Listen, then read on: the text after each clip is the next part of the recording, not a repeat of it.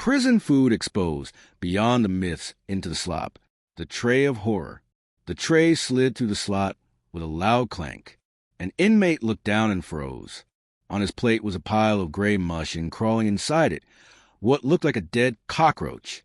The other prisoners roared in anger, slamming their fists against the metal tables, shouting that they were being fed like trash. Guards ignored the noise, walking out as if nothing had happened. That night, rumors spread across the block. If they're willing to feed us this, what else are they hiding? The mystery of prison food wasn't just about bland meals. It was about control, punishment, and sometimes survival. But how did it get this bad? And why was food, the most basic human need, being used as a weapon? The first bite. At first, new inmates believe the stories about prison food are exaggerated. They've heard jokes about mystery meat and slop, but they imagine it can't be that bad. But the truth hits the moment they step into the chow hall. A giant metal pan of watery stew sits under buzzing fluorescent lights. Guards bark orders, "Keep it moving. Take your tray and go." The food has no real flavor, just salt, grease, and sometimes strange textures that no one can explain. Some whisper that expired ingredients are dumped into the pot. Others claim it's leftovers recycled day after day. For a moment, it seems like just another hardship. Unpleasant, but survivable. Some inmates even laugh, calling it fuel for animals. But that peace doesn't last long, because one night, a prisoner collapses face first into his tray, gasping for air. His lips swell. His skin turns pale. Chaos erupts. Guards rush in. Someone screams, "He's been poisoned." And that's where the nightmare truly begins. Poison or punishment. The prisoner who collapsed is carried out on a stretcher. Whispers spread fast. Some say he was allergic. Others swear the food was tainted. For a moment, things calm down. The next day, the kitchen serves the same mushy stew, but this time, everyone eyes it with suspicion. Some eat slowly. Others push their trays away. Then the guards announce something new. If you don't eat, you don't get another meal until tomorrow. Now, the food isn't just survival, it's control. By the evening, trays start coming out worse than before. Green spots on bread, chunks of meat with strange smells. An inmate lifts a spoon and finds a piece of plastic floating inside the soup. He hurls it across the hall, smashing it against the wall. The room explodes in anger. Inmates bang on tables, shouting, "We're not animals." Guards rush in, shields raised, and a full-blown chow hall riot erupts. The slop becomes a weapon. After the riot, punishment begins. The next day, the chow hall is shut down. Instead of hot trays, guards push a loaf through the slots in every cell door. It's a brick-shaped block of mashed beans, bread, powdered milk, and vegetables, all baked into one dense, tasteless lump. The loaf is dry, heavy, and impossible to chew without water. Some inmates nibble at it to survive. Others refuse to touch it at all. Days pass. Tension grows. Inmates grow weaker, skinnier, more desperate. And just when it seems like things can't get worse, one prisoner is found with blood on his lips, clutching his stomach, groaning in pain. Rumors spread like fire. The loaf's killing people now.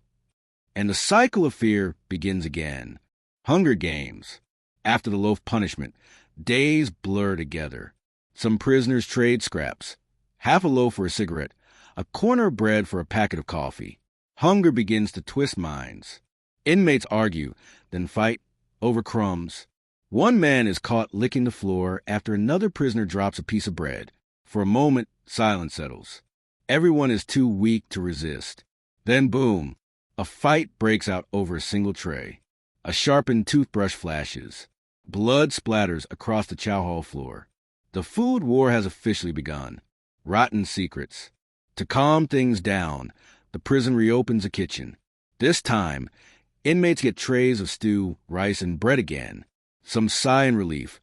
It looks better than the loaf. But the smell tells another story. Sour. Rotten. Like garbage reheated. One inmate sneaks into the kitchen as a porter and discovers the truth. Boxes of expired meat, moldy vegetables, and dented cans stored in the freezer. Some are years past their date. The discovery spreads through whispers. We've been eating trash. The next morning, dozens of prisoners wake up with stomach cramps and diarrhea. Guards ignore the cries for medical help. One man collapses on the tier, shaking, his body shutting down. The block erupts in fury. Screams echo through the cells. They're trying to kill us. Food has control. After the sickness outbreak, the prison doubles down. Now, guards begin using food as bargaining power. Behave, and you get the slightly fresher tray. Cause trouble, and it's back to the loaf. Some inmates crack under pressure. They'll snitch, follow orders, or even betray their friends just to get a decent meal. For a few weeks, the violence dips. Everyone is too scared to risk losing their food. But control only works for so long. One night, a tray is pushed into a notorious gang leader's cell. When he lifts the lid, he finds a razor blade hidden inside the mashed potatoes. He screams out, shaking the tray through the bars. They're planting weapons in our food. And just like that, another storm is brewing. The razor in the potatoes. The news of the razor spreads fast. Some believe it was a setup by guards. Others think it was smuggled in by rival gangs. Nobody knows the truth, but everyone knows one thing. Food is no longer safe. For a moment, paranoia replaces anger. Inmates pick at their trays carefully, some refusing to eat at all. But then, the gang leader whose tray contained the razor makes his move. He storms the chow hall, slamming his tray on the floor, shouting, "This is war." Tables flip. Food flies. Guards charge in with batons, shields, and pepper spray. Another riot explodes, bigger and louder than before. The aftermath of silence. After the riot, the prison goes on lockdown. No chow hall. No movement. Trays are pushed through slots again, watery grits, stale bread, and weak coffee. The prison feels like a ghost house. No laughter, no shouting, just silence, broken by the scraping of spoons on metal trays. For a moment, things seem calm. Too calm. Then a smell creeps through the block. The stench of rot. A tray is passed with meat. So spoiled it oozes green slime. The prisoner who receives it hurls it back, covering the guard's uniform. In seconds, the silence shatters into chaos again. Food strikes back.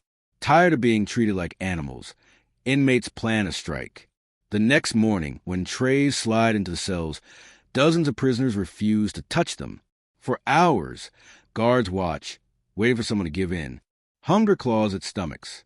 The block stays strong. But by nightfall, one inmate breaks. He steals another man's loaf and devours it raw. A fight erupts in his cell. Guards rush in, dragging out both bloodied men. The message is clear. Starvation is breaking them faster than fists or the boiling point. The next day, the kitchen is buzzing. Steam rises, pots clang, and a few inmate workers whisper about a plan. One of them sneaks chili powder into a guard's meal. Another stirs cleaning chemicals into a batch of stew. By lunchtime, the entire chow hall is tense. Trays are served. Guards sit down, laughing, not knowing what's inside. Then, suddenly, a guard coughs, choking, his face turning red. Another spits out his stew, gagging. The prisoners cheer, banging the tables. For the first time, the food has struck back. But now, the punishment will be worse than anything they've seen before. Retaliation. The guards are furious after the chili powder incident. Overnight, the kitchen shuts down completely. For 3 days, inmates are fed nothing but water and tiny packet of crackers. Some beg, some scream, others bang on their doors, demanding food. The block grows restless, but then quiet. Hunger silences even the loudest voices. On the 4th night, the doors swing open. Guards toss in trays with something new. A thick, blackish paste, served cold. No one knows what it is. Some say it's animal feed. Others whisper it's worse. The first bite makes prisoners gag. One man vomits instantly. Another spits it across the floor. The entire tier erupts in shouts of disgust. But the guards? They only smile. Bargaining with hunger. Desperation sets in. Hunger becomes currency. Inmates start trading. 2 cigarettes for a slice of bread, a promise of protection for half a tray. It calms things for a moment. Deals are made, hands shake through cell bars. But bargains don't last forever. A young inmate is caught stealing another man's hidden bread stash. The owner doesn't shout. He attacks. A sharpened spoon flashes in the dark. Blood splatters the concrete. The message spreads across the block. Food is worth more than life. Rotten justice. The kitchen reopens with trays of beans, rice, and chicken. For the first time in weeks, the food looks decent. For a moment, relief spreads. Prisoners eat slowly, savoring every bite. But by morning, half the block is doubled over in pain. Food poisoning. The smell of vomit and sickness fills the air. Buckets overflow. Guards cover their noses as they walk past cells. One inmate screams at the top of his lungs, "They're poisoning us on purpose." And once again, rage boils hotter than hunger. The hunger revolt. The prisoners have had enough. Word spreads from cell to cell. No more eating.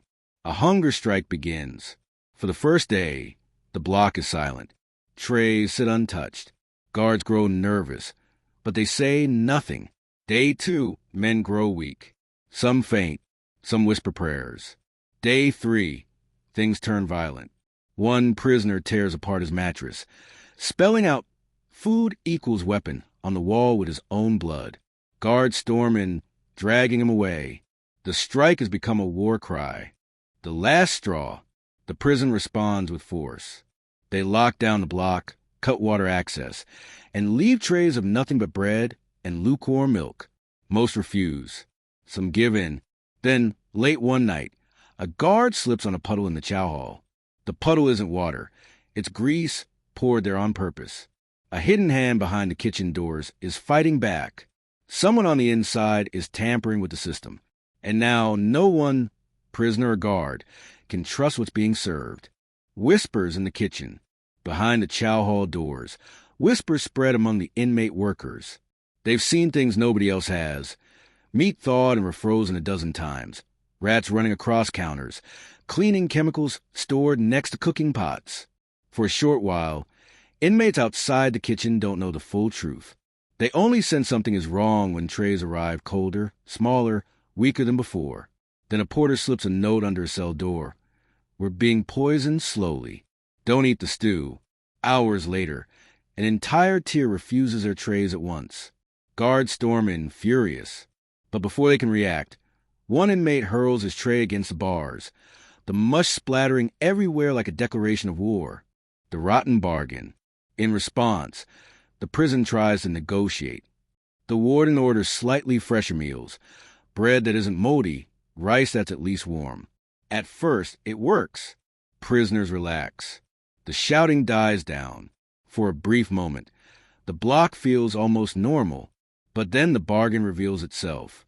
Guards start offering bigger portions only to inmates who follow their orders. Snitches get extra meat. Troublemakers are punished with smaller trays, or none at all.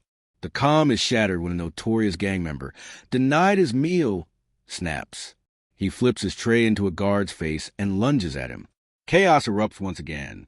The worms in the bread. The next morning, breakfast is served. Bread and oatmeal. For once, it looks harmless. Inmates tear into it hungrily. But halfway through, a shout rings out, "There's worms in mine!" Dozens of prisoners hold up their bread, wiggling maggots crawling from the crust. The chow hall explodes in anger. Guards panic. Some retreat. Others slam their shields down, trying to push inmates back. But it's too late. The sight of live worms in the food has tipped the balance. Now it's not just hunger, it's humiliation. The desperate trade. On lockdown again, prisoners find new ways to survive. Some hide scraps under their mattresses. Others fish for food from neighboring cells using string and plastic bags. For a moment, a strange kind of economy returns. One man trades a tiny piece of bread for a story from the outside. Another swaps his beans for a homemade tattoo. But desperation always leads to violence. When a young inmate is caught hoarding packets of peanut butter, 3 men jump him in the dark. His screams echo down the tier as blood splatters across the walls. The message is clear. Food is power, and power means survival. The boiling rebellion. The tipping point comes in the kitchen. An inmate worker sneaks contraband spices and peppers into a pot of stew, cooking it secretly for his brothers on the block. When trays are passed out, the inmates taste something different. Flavor, real food, a brief moment of humanity. But then a guard notices. He storms into the kitchen, grabs the pot, and dumps it all into the trash. The block explodes. Prisoners slam their doors, scream at the top of their lungs, and pound the walls. One man sets fire to his mattress and pushes it against the bars. Smoke fills the air. The rebellion has begun. Smoke in the block. The burning mattress fills the tier with thick black smoke. Inmates cough and cover their faces with ripped shirts. Alarms blare, boots thunder, and guards charge in with fire extinguishers. For a moment, order is restored. The fire is out. The smoke clears. But the silence that follows is heavier than the smoke. Everyone knows things will never go back to normal. Then a rumor spreads. Someone poisoned the stew pot again. This time not with spices, but with bleach. Nobody knows if it's true, but fear is enough. Every tray becomes a gamble, a meal to die for. The prison administration tries to cover the chaos by serving something special. Chicken patties, corn mashed potatoes, real food, the kind most inmates haven't seen in months. At first, hope flickers. The chow hall is quiet as men actually sit down and eat. Some even smile. But halfway through the meal, one man drops his tray, clutching his stomach. Then another, and another. By the end of the night, over a dozen inmates are vomiting, some collapsing on the floor. The special meal has turned into a nightmare. The kitchen revolt. Word spreads fast. The inmate kitchen workers are the ones fighting back, slipping whatever they get into the food. Sometimes spices, sometimes poison, sometimes just filth. For a short while, prisoners treat them like heroes. But the prison administration responds with brutal force. The kitchen is raided. Inmate workers are dragged out, beaten, and thrown into solitary. The next morning, trays arrive, completely empty. No bread, no beans, nothing but lukewarm water. The hunger now feels endless. Then, out of nowhere, a scream echoes through the block. A guard has been attacked in the kitchen, boiling grease poured over his face. The food war has claimed its first guard. The feast of rage. The prison is in full lockdown. But something new happens. Trays come in piled high with food, burgers, fries, even dessert. It feels like a trick. Nobody touches it at first. Suspicion hangs heavy in the air. Finally, one man digs in. Then another. Within minutes, the whole block is eating like it's their last meal. And maybe it is, because halfway through the feast, guards storm in with shields, batons, and pepper spray. The food was bait, to lure prisoners into the chow hall all at once. What begins as a meal turns into a battlefield. Food on the floor, blood on the walls, screams echoing through the block. Outro, beyond the myths into the slop. Prison food is more than just bad meals. It's power, it's punishment, it's survival. Behind every tray of gray mush is a story of corruption, control, and cruelty. Behind every loaf is a message. You are not human, you are property. The myths of prison food, mystery meat, slop, the loaf, aren't jokes. They are weapons. And inside those walls, what's on the tray can decide whether you live or whether you die.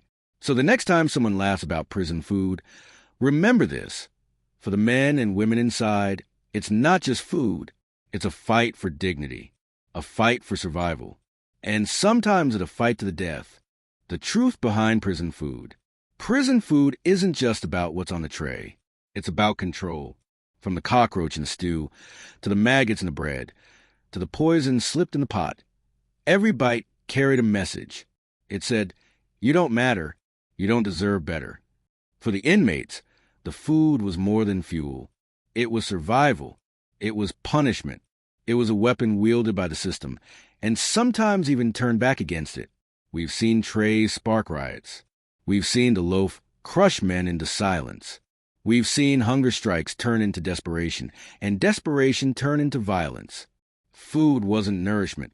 It was war. The myth of prison food, gray slop, mystery meat, and tasteless mush might make people laugh on the outside, but inside it's no joke.